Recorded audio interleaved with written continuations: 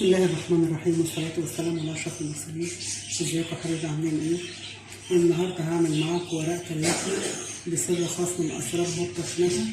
تعالوا معايا اوريكم خطواتها. بسم الله الرحمن الرحيم.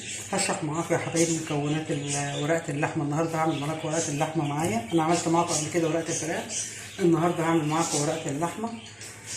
أول حاجة معايا نص كيلو كوسة مقطعة مكعبات زي كده، وكيلو بطاطس مقطعه برضه مكعبات مفتعه، ونص كيلو طماطم على البحر. طبعا الكميه اللي انت هتعمليها. ومعايا كرفس، ومعايا بقدونس، ومعايا توم، ومعايا كيلو ونص لحمه، ومعايا بصله مقطعه حلقات، ومعايا ملح وشويه فلفل اسود وشويه بابريكا وشويه بهارات مطحونين ومرقه دجاج.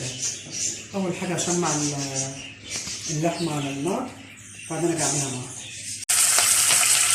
اول حاجه حبايبي زي ما انتم شايفين كده هحطها نص عليها وتاخد بس معايا لون، وبعد كده اقفلها ترفع الزبده.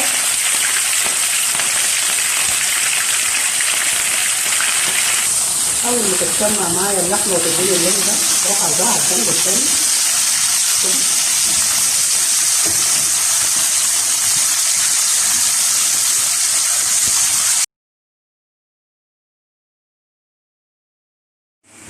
اللحمه شمعتها لما وصلت للمستوى ده، وبعد ما شمعتها كلها طلعتها وحطيت بصله مكانها مطرح العصاره اللي نزلت منها، دبلتها برده شويه فيها. وابتدي بقى ارص معاكم ورقه اللحمه. اول حاجه في الصينيه هنا معايا 3 ورق سيلفر. انا بصراحه ما عنديش ورق زبده، هو الاحسن انك تبتدي الاول بورق ورق سيلفر وفوقيه زبده وفوقيه سيلفر ثاني في الاكله بتاعته، عشان ما يبقاش مباشره على السيلفر، عشان السيلفر مستحيل. فانا فعلا ما عنديش زبده النهارده فاشتغلت بسيلفر بس. اول حاجه فرشت البصله معايا كده كلها مقطعه حلقات، حطيت عليها شويه كرفس وشويه بقدونس صغيرين، واحط عليها نص كميه الثوم اللي معايا، وهنزل عليها باللحمه كلها. الاول ابدا بيها، وبعدين البطاطس، وبعدين الكوسه عليها،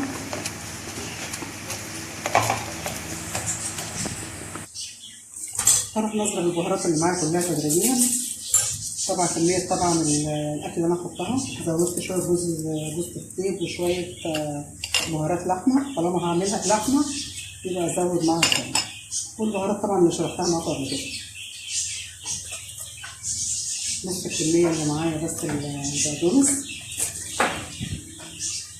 الكمية اللي معايا كرفته كلها،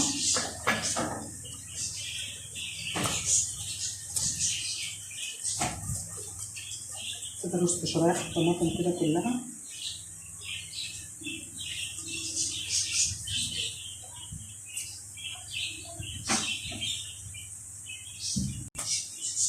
ده شرايح البصل اللي سايبه معايا برضه هحطها كده على الوش، وابتدي انزل عليها بكوبايه ميه بس، واغلفها كلها، ما اسيبش فيها اي تنقط خالص. كده اغلفها كلها كده.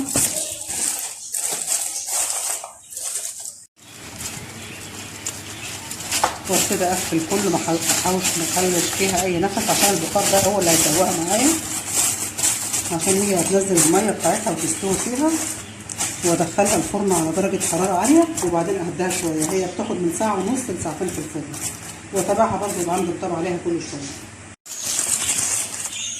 خلصت معايا يا حبايبي ورقه اللحمه زي ما انتم شايفين شكلها كده. احط عليها شويه بقدونس فريش،